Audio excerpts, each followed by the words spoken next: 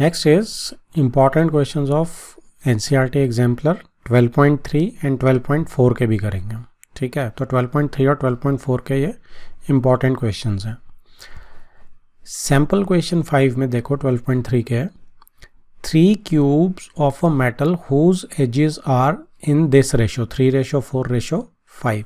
3 cubes हैं जिनकी edges यानी जिनकी साइड्स जो हैं वो इस रेशो में are melted and converted into a single cube. Melt करके उनका एक सिंगल क्यूब बना दिया है।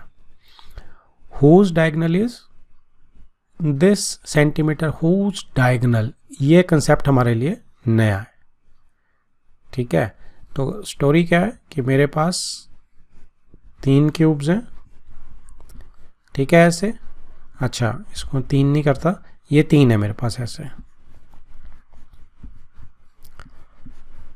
और इनको मेल्ट करके मैंने एक बड़ा क्यूब बना लिया, ठीक है जी, जिसका डायगोनल मुझे दिया हुआ है 12√3, ठीक है। तो अब बाकी केसेस में आप देखेंगे इनकी जो एज रेशो है वो एजेस है वो किस रेशो में 3:4:5। तो इसकी अगर 3x हो जाए, इसकी 4x हो जाएगी, इसकी 5x हो जाएगी एज, ओके। अब इन सब के वॉल्यूम को ऐड करेंगे तो इसके बराबर आएगा। तो वॉल्यूम जब आप ऐड करेंगे तो कितना आएगा 3x का क्यूब प्लस 4x का क्यूब प्लस 5x का क्यूब, और इधर से वॉल्यूम क्या आएगा, अगर a मैं इसकी एज मान लेता हूँ तो अब इधर आएगा a क्यूब, ठीक है। तो यहाँ पे हो गया ये आपका 27 प्लस 6 27x क्यूब प्लस 4 का cube is 64x cube plus 125x cube is equal to a cube. So 5 plus 4 9, 9 plus 7 is 16, 1 3, 3 plus 6 9, 9 plus 2 11, 1 carry यहाँ पे 216x cube is equal to a cube. तो 6x is equal to a आ गया। एक तो मेरे पास ये चीज़ आ गई, ओके। दूसरा कंसेप्ट मेरे पास क्या है कि डायगोनल कैसे निकालते हैं हम क्यूब का। ये होता है आपका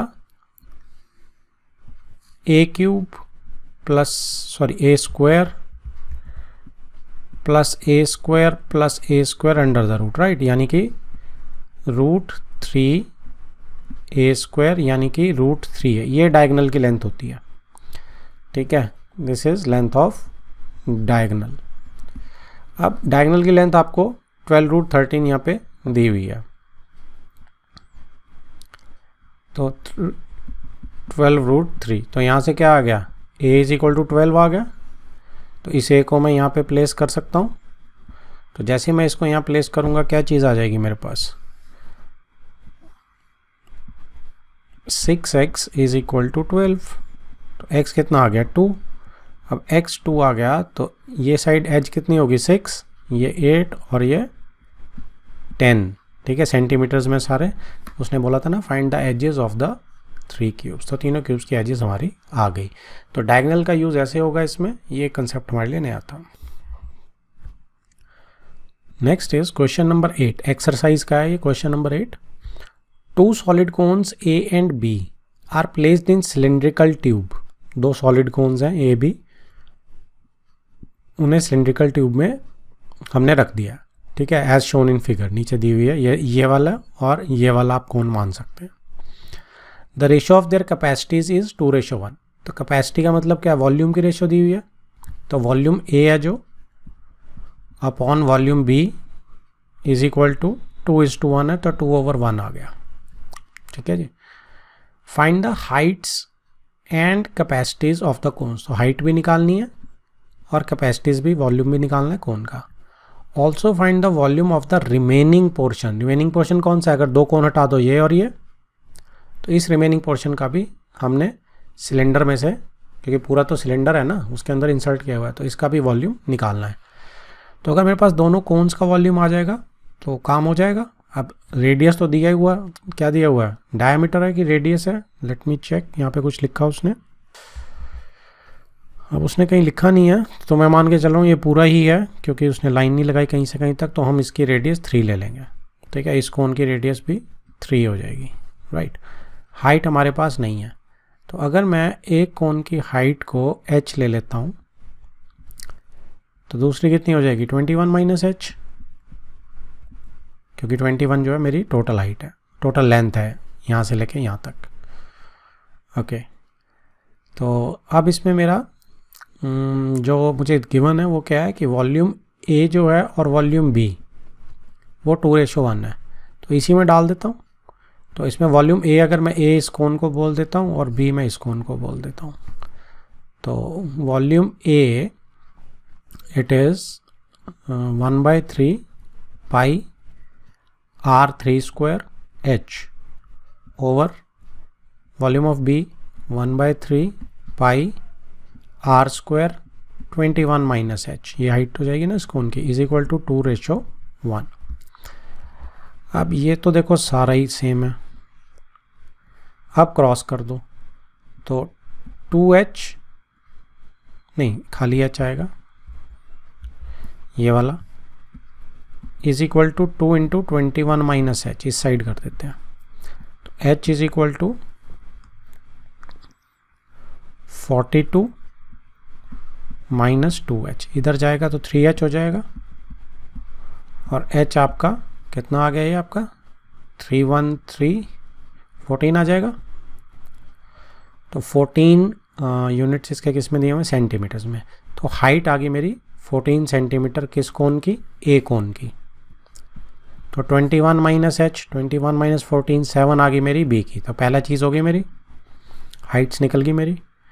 and capacities of cone, capacities of cone अब तो आसान है आपकी कैपेसिटी की, कोन A का वॉल्यूम कितना हो जाएगा, कलर डिफरेंट कर लेते हैं, कोन A का वॉल्यूम कितना हो जाएगा, ये हो जाएगा 1/3 पाई R स्क्वायर H। ठीक है, तो 1 3 से ये कैंसिल आउट कर दो, 1 से ये 2 चला जाएगा, 6 आ गया इधर, 6 2 12 132 सेंटीमीटर क्यूब। और volume of B 1/3 pi R square H, H 7 ही इस केस में, तो बस 1 2 और कम कर दो, 66 आ गए। ठीक है, क्योंकि 7 से 7 कट जाएगा, 3 से ये हो जाएगा। फिर है also find the remaining portion का वॉल्यूम, तो वो आसान है, volume of remaining portion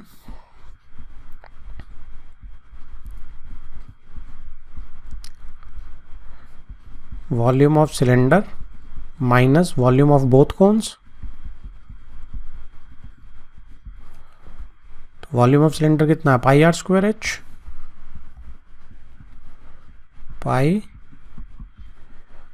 R square H कितना है 21, माइनस ये दो तो हमारे पास है ही है 132 माइनस 66। आप इसको आराम से सॉल्व कर लो, आपका आंसर आ जाएगा 396 सेंटीमीटर क्यूब। तो ये है मेरा फाइनल आंसर। करेक्शन करो इसको, यहाँ पे प्लस करो क्योंकि V है प्लस VB है। Next is question number 9। An ice cream cone full of ice cream having radius 5 cm and height 10 cm as shown in figure। तो फिगर जो दी हुई है इसके अंदर ये सारा कोन है, तो ये जो हेमिस्फेरिकल पार्ट दिख रहा है आपको पीछे, ये भी कोन का ही पार्ट है एक टाइप से। आप ये मान के चलो कि आधा जो है वो पीछे से कोन का शेप दिया हुआ है हेमिस्फीयर का। ठीक है, तो ये हेमिस्फीयर भी कोन का ही पार्ट है। ओके, क्योंकि फिगर में उसने बोला ना कि 10 सेंटीमीटर हाइट है कोन की। ठीक है, फुल ऑफ आइसक्रीम और रेडियस इतना है, तो ये भी कोन का पार्ट है ऊपर जो हेमिस्फीयर दिख रहा है आपको। Calculate the volume of ice cream provided that it's 1/6 part is left Anfield with ice cream. आपको वॉल्यूम ऑफ आइसक्रीम कितनी आएगी इसके अंदर, कंडीशन क्या है कि 1/6 पार्ट जो है वो अनफिल्ड रहना चाहिए इस कोन का। तो वॉल्यूम ऑफ कोन क्या हो जाएगा, मतलब अगर अनफिल्ड पार्ट 1/6 है तो फिल्ड पार्ट कितना हो जाएगा, field part would be 5/6 of volume of कोन। ठीक है, जितने भी उसमें मतलब आइसक्रीम आएगी बेसिकली इतनी आइसक्रीम आएगी ना, तो 5/6 ऑफ कोन। अब वॉल्यूम ऑफ कोन क्या है, फुल कोन कह लो आप जिसे कह सकते हैं। तो वॉल्यूम ऑफ, ये फुल कोन वर्ड लिख रहा हूँ इधर मैं क्योंकि 2 कोन है इसके अंदर।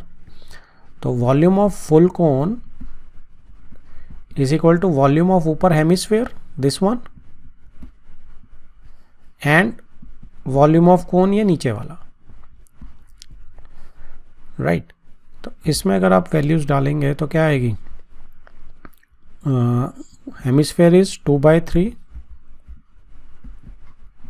पाई R cube, R is what 5 and volume of cone is 1/3 pi R square H. H सिर्फ कोन का लेना है, राइट। H is only of cone. तो ये ऊपर वाली चीज़ रेडियस जो है ये भी हेमिस्फीयर का 5 हो जाएगी। रेडियस अगर ये 5 है तो वो भी 5 हो जाएगा। हाइट तो नीचे भी 5 बच गई क्योंकि टोटल 10 है। तो यहाँ पे भी हाइट 5 आ जाएगी। सो दिस मीन्स आप 2/3 पाई आर क्यूब कॉमन ले लो, है ना। और ये सिंपली ऐड कर लो आप 3/3, इस 2/3 को आप छोड़ दो, यू लीव इट।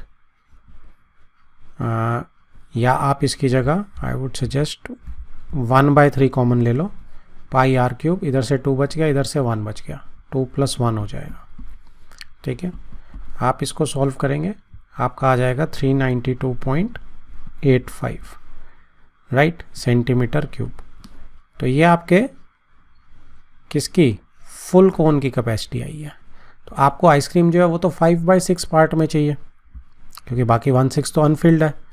तो वॉल्यूम ऑफ आइसक्रीम कितना आ जाएगा,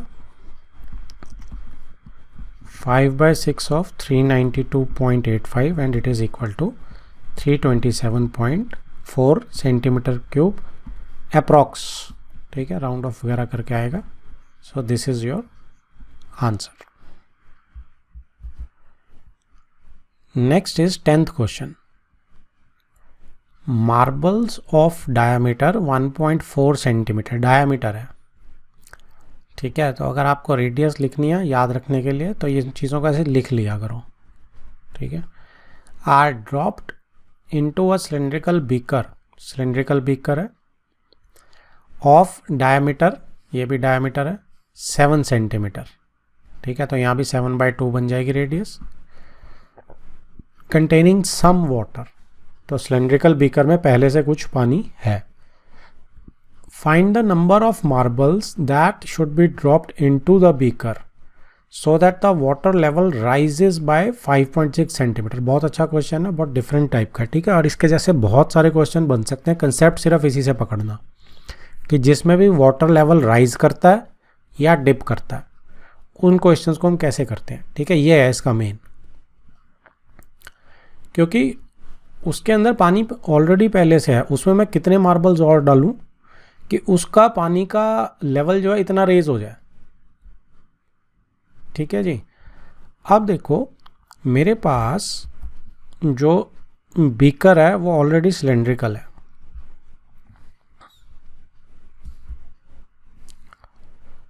कंसेप्ट को पकड़ना इसे, अदरवाइज उलझ जाओगे। अब इस बीकर के अंदर मैं पहले से मान के चल रहा हूं कि इतना पानी है, ठीक है जी। Old water level. अब इसके अंदर हमने कितने n मार्बल्स डाल दिए, let us put n marbles.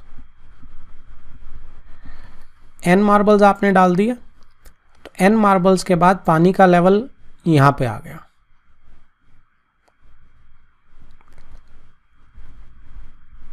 ठीक है जी। ये हाइट कितनी है 5.6 सेंटीमीटर, इतना ही बढ़ाना है ना हमने पानी, ठीक है। अब मार्बल्स जो हैं वो आपने सपोज इतने डाल दी, n मार्बल्स हैं ये। अब n मार्बल्स डालने से आपको पता है हमारे पास ऑलरेडी कंसेप्ट है, जब हमने क्वेश्चंस करे थे कि अगर पूरा ऊपर तक पानी मैं ब्रिम तक भर के रखूंगा और n मार्बल्स डालूंगा कितना पानी बाहर गिरेगा, जितने मार्बल्स का वॉल्यूम होगा।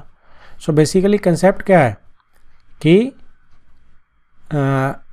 वॉल्यूम ऑफ या amount, volume of water displaced,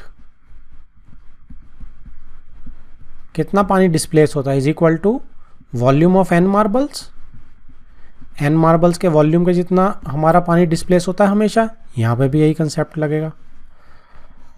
अब यहाँ पे चेंज क्या है कि पानी कितना यहाँ डिस्प्लेस हुआ है, बाहर तो गिरा नहीं है, लेकिन डिस्प्लेस कितना हुआ, क्या इतना पानी डिस्प्लेस नहीं हुआ है ओरिजिनल लेवल से न्यू लेवल पे? तो ये क्या अपने आप में एक सिलेंडर नहीं है, पर्पल लाइन से लेके ब्लू लाइन तक? तो इसका वॉल्यूम क्या है, ये भी तो एक सिलेंडर ही है। So volume of raised cylinder is equal to n into volume of one marble. ये कंसेप्ट है जी। जैसे ही हमें ये कंसेप्ट समझ आ जाता है हम इसे वहाँ एक्सप्लेन कर देते हैं, बस खत्म हो जाता है क्वेश्चन। तो अब इसमें क्या होगा, n निकाल लो आप, n is equal to what, volume of raised cylinder divided by volume of one marble. अब इसमें क्या है, ये रेडियस ऊपर दिए हुए आपको, मार्बल का रेडियस क्या है 0.7 सेंटीमीटर, तो मार्बल का रेडियस है 0.7, याद रखना, मैं जरा इसको नीचे कर रहा हूँ। तो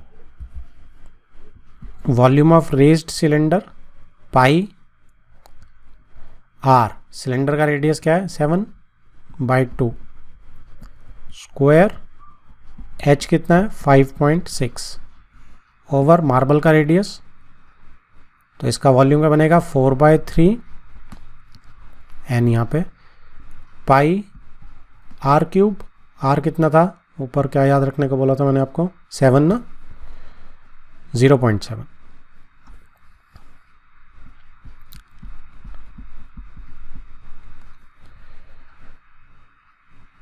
ठीक है जी, तो ये आपका यहाँ से कैंसल आउट हो गया।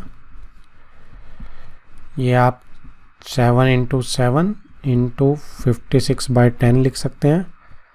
4 यहाँ पे इधर है, 3 ऊपर भेज देता हूँ मैं, 7 क्यूब यहाँ 3 7 और इनके 10 ऊपर।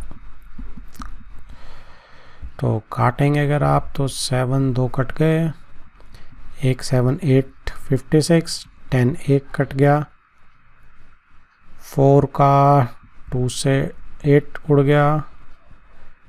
ठीक है जी, और कुछ बचा है यहाँ पे। अब आप एक 4, ये 7/2 का है, इसके भी स्क्वायर है, इसका भी एक 4 नीचे लिखना रह गया था, वो भी लिख लो, तो उसको भी आप कट कर दो, 2 और ये 5। तो ये आपका आ गया n is equal to 3 into 5 15 into 10 150। तो 150 मार्बल्स आप डालेंगे तो जो पानी का लेवल है वो 5.6 सेंटीमीटर ऊपर हो जाएगा। ठीक है, इस कंसेप्ट को बहुत आराम से देखो, बहुत सिंप्लीफाई कर देता है इस चीज़ को, ये कि रेज्ड सिलेंडर का आप निकालोगे तो अगर क्यूबॉइड भी आया, क्यूब भी आया, कोई भी शेप आ जाए, ठीक है, बस उस शेप का रेज्ड हाइट से आपने वॉल्यूम निकाल देना, काम हो जाएगा।